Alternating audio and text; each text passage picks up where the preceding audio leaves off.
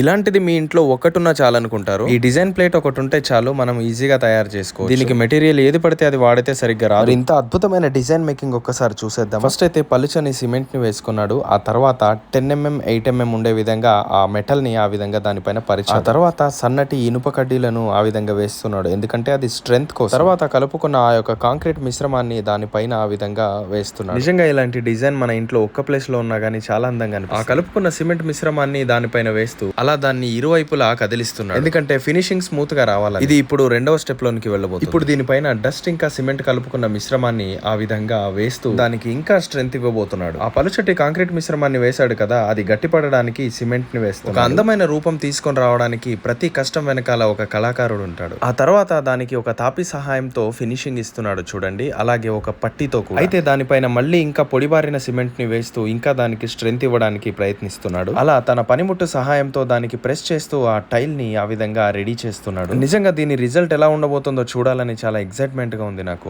చివరిలో కూడా మళ్ళీ ఫినిషింగ్ ఇచ్చాడు, దానికి ఒక అందమైన రూపాన్ని ఇచ్చేసాడు. మీ అభిప్రాయాన్ని కామెంట్ చేయండి ఫ్రెండ్స్ ఖచ్చితంగా.